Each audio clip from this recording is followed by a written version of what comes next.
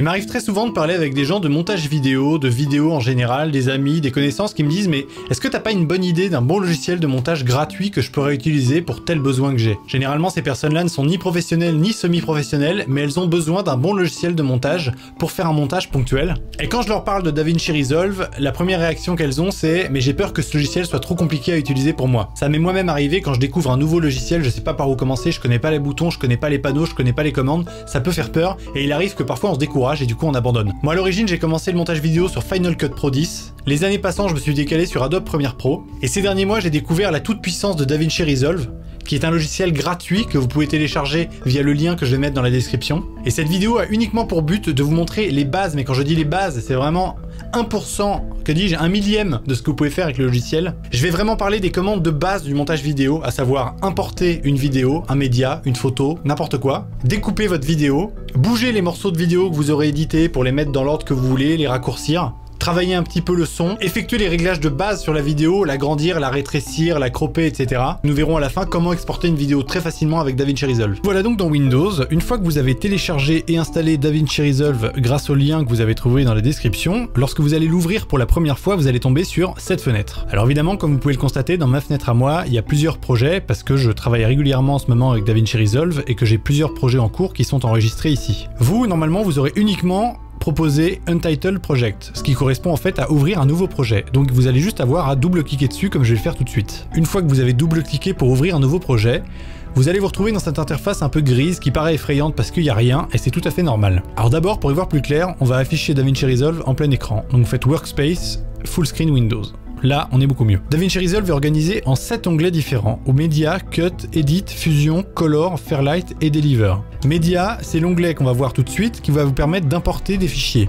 Que ce soit des vidéos, des photos, des fichiers PNG ou autres. Tous les éléments qui vont vous servir dans votre montage, vous allez pouvoir les importer via cette fenêtre. Fenêtre qui vous permet de naviguer dans vos différents disques durs. Cut, c'est une fenêtre qui va vous permettre d'éditer vos clips et de les couper, etc. Et moi, je m'en sers jamais, je fais tout directement dans l'onglet Edit. Edit, comme vous allez le voir, si vous montez déjà sur Final Cut Pro ou Adobe Premiere Pro, c'est là où va se passer la majorité de votre montage. C'est là où vous allez découper vos différents clips, vous allez ajouter votre musique, vous allez ajouter vos effets, etc. Fusion, c'est la partie un petit peu After Effects de DaVinci Resolve. Elle vous permet de faire énormément d'effets, un petit peu de motion design, des effets spéciaux, etc.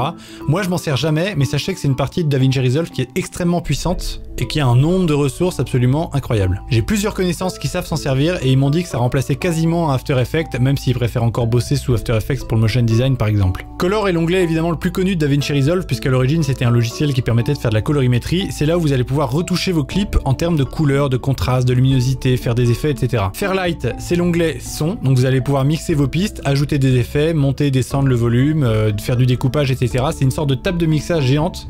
C'est un petit peu le studio de DaVinci Resolve pour éditer votre son. Et enfin Deliver, c'est l'onglet qui va vous permettre d'exporter vos clips, soit en un clip, soit en clip individuel. Vous allez pouvoir rentrer tous vos paramètres. Bref, c'est aussi un onglet extrêmement puissant qui vous permet d'être très efficace et très rapide dans l'export de vos clips. Alors on va commencer tout de suite dans l'onglet média. Moi le fichier sur lequel je veux travailler avec vous aujourd'hui, il se trouve dans mon disque A001. Donc je clique dessus et là il m'affiche toute une série de fichiers. Je sais que le fichier sur lequel je veux travailler c'est celui-ci. Si je fais clic gauche dessus, il m'affiche un aperçu ici. Ici je peux naviguer sur ma vidéo pour vérifier que c'est bien celle-là et vérifier que tout est bien. J'ai plus qu'à faire un clic droit, Add into Media Pool. Là, il me demande si je veux adapter le projet aux paramètres de la vidéo. Donc je fais oui, je fais Change. Et comme vous pouvez le voir, mon fichier a été importé ici. Sauf que dans Edit, ici, j'ai toujours rien. Alors pour l'ajouter à la timeline et donc créer une séquence un petit peu comme dans Adobe Premiere Pro, soit depuis Media, vous faites clic droit sur le fichier et vous faites Create New Timeline Using Selected Clips. Là, ici, vous pouvez la renommer. Vous faites Create. Et donc si vous allez dans Edit, vous retrouvez votre fichier ici directement mis sur la timeline.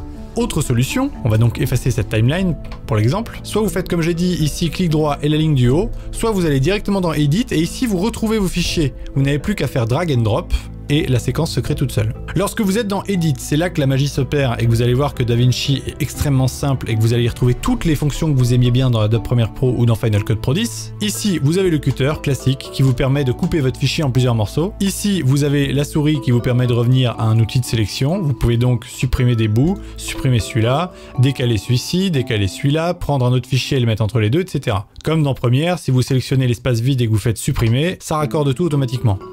Vous pouvez bien évidemment éditer vos fichiers de part et d'autre. Ici, vous avez le son, vous pouvez muter la piste, mettre la piste en solo. Bref, jusque-là, c'est vraiment comme dans n'importe quel logiciel de montage. La fenêtre à laquelle vous étiez habitué dans Adobe Premiere Pro qui s'appelait Options d'effets, on va la retrouver ici, c'est l'inspector. L'inspector va vous permettre, pour la vidéo comme pour l'audio, de régler les paramètres principaux. Si vous sélectionnez un clip et que vous cliquez sur vidéo, ici, vous retrouvez les paramètres classiques. Opacité, si je la descends à 0 et que je me mets dessus, sinon ça marche pas. Voilà, vous voyez plus la vidéo. Si je la remonte, bah vous la voyez, classique. Ici, vous allez retrouver les fonctions de points clés. Donc si je me mets à 100 ici, que je me décale et que je rentre 0, et bien automatiquement, entre les deux, si je fais play, l'opacité normalement devrait descendre. Voilà, elle descend automatiquement selon l'écart des points clés que vous avez initialisé au début. Donc jusque là, rien d'extravagant, je vais supprimer le clip. Dans cet onglet vidéo, vous pouvez donc tout transformer, que ce soit l'échelle, que ce soit la position X, Y, que ce soit l'angle de rotation, etc. Vous avez compris. Je vais même pas tout parcourir, vous avez compris, c'est vraiment l'onglet options d'effets d'Adobe Premiere Pro où vous avez toutes les commandes principales. Vous pouvez même cropper votre image ici. Si je double-clique, ça la développe. Vous pouvez la cropper sur la gauche, vous pouvez la cropper sur la droite, vous pouvez la cropper sur le haut, etc., etc. Alors normalement, si vous n'aimez pas toutes les transformations que vous avez faites, vous pouvez faire la petite flèche retour en arrière qui se situe ici. Il va tout vous remettre bien normalement. Voilà. Et il faut que je refasse pareil avec cropping. Voilà, ma vidéo est redevenue normale. Si vous cliquez sur audio, il va vous permettre pareil d'ajuster les paramètres principaux de l'audio sur le clip sélectionné. Donc là, on va retrouver les fonctions volume, la fonction de la panoramique du volume, etc., etc. Vous avez même un equalizer intégré, ce qui est quand même particulièrement utile. Mettons que vous ayez plusieurs clips, là je vais vous faire l'exemple avec un seul clip, mais si par exemple vous en avez 1, 2 et 3, une fois que vous allez cliquer sur l'onglet Color, vous allez donc vous retrouver avec 3 fichiers. Ici les 3 sont pareils vu qu'ils sont issus de la même vidéo, mais théoriquement ça pourrait être 3 fichiers différents. Je passe rapidement sur la partie couleur, je vais faire une deuxième vidéo pour vous montrer la base de l'étalonnage sur DaVinci Resolve. Pour l'exemple, je vais tout simplement appliquer une lutte que j'ai par ici, que j'aime bien, qui me permet d'avoir un petit look Harry un petit peu. Voilà, je fais ça très rapidement, mais alors vraiment très rapidement, vous voyez, c'est déjà assez beau. Si vous appuyez sur la touche P, ça vous permet de visualiser en plein écran et de lire pour l'exemple. Vous rappuyez sur P, vous revenez au petit écran. Mettons que par exemple, j'étalonne ce premier plan de cette façon, et déjà j'ai une tête horrible, donc je vais bouger ça. Que j'étalonne ce plan-là d'une façon un petit peu différente, on va mettre la même lutte, mais je vais faire un réglage absolument what the fuck pour que vous compreniez bien. Voilà, ce plan-là sera très très bleu. Et le dernier plan, on va faire quelque chose d'un petit peu dégueulasse et de complètement rouge.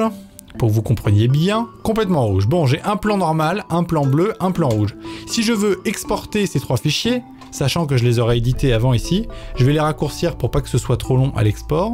J'ai 3 fichiers de la même taille. Dans mon onglet Color, je les retrouve dans le bon ordre. Pour effectuer le rendu de ces 3 fichiers, je vais donc me rendre dans l'onglet Deliver. Là, plusieurs options s'offrent à moi. D'abord, je peux nommer le fichier. Donc ici, on va mettre exemple Resolve Colo. L'allocation, on va le mettre tout simplement dans notre dossier le tutoriel Resolve. Et là, 2 options. Si je clique sur Single Clip, il va tout exporter en un fichier. En fin de compte, je vais avoir une vidéo qui va être toute cette vidéo-là avec les 3 clips dedans. Mais si je clique sur Individual Clips, il va séparer les 3 clips et les exporter séparément. Un des formats d'export les plus classiques, c'est le H264. Donc si vous cliquez sur H264, normalement, il applique automatiquement les paramètres optimaux pour l'export de votre vidéo. Bon, ici, il a changé le titre. Je vais remettre Colo exemple Resolve. Je vais mettre des clips individuels pour l'exemple. Je vais lui dire de me le rendre en 3840 par 2160 parce que c'était la résolution de base. Là, je vais lui dire de me rendre ça dans une résolution incroyable à 80 000, donc 80 mégabits seconde. Et enfin, dans les paramètres avancés, je peux juste lui demander de forcer, voilà, force sizing et force debuyer pour être sûr qu'il me l'exporte dans la meilleure qualité. Une fois que vous avez rentré tous vos paramètres ici, vous avez juste à appuyer sur Add to Render Queue. Ah oui, alors là, il me met une petite erreur parce qu'en gros, la timeline, voilà, j'avais pas mis une timeline en 3840, donc je la mets là. Là, je passe rapidement, mais je vous les montrerai peut-être dans une autre vidéo. Je fais Save. Une fois que tous mes paramètres sont appliqués ici, je vais cliquer sur Add to Render Queue. Ça va apparaître là, et là, j'ai juste à cliquer sur Start Render. Et comme vous pouvez le voir ici, il effectue le rendu de mes 3 clips. On se retrouve dès que c'est terminé. Ça y est, l'export est terminé, il y a marqué Completed in, donc 27 secondes comme vous pouvez le voir.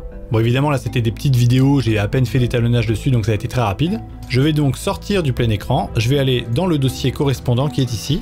Alors pardon, j'ai dû me tromper de bouton, là il a exporté tout en un seul fichier, donc Colo exemple Resolve. Si je l'ouvre dans VLC, je retrouve bien le fichier avec les 3 vidéos en une vidéo, normalement voilà, bleu et rouge. Dans une très bonne qualité, enfin dans la qualité que vous avez choisie. Et du coup je vais vous remontrer, si je retourne dans Resolve et que là ce coup-ci je clique sur Individual Clips, que je fais Add to Render Queue et que je recommence, et bien comme vous pouvez le voir, il exporte les 3 fichiers séparément et dans le dossier dans lequel j'étais tout à l'heure, je vais retrouver mes 3 fichiers séparés, exportés séparément. Voilà, l'exportation est maintenant terminée, completed in 28 secondes, et donc si je retourne dans mon dossier, je retrouve ici mes 3 fichiers numérotés différemment, et normalement il doit y en avoir un colorié normalement, il doit y en avoir un en bleu, et un en rouge. Voilà, comme prévu.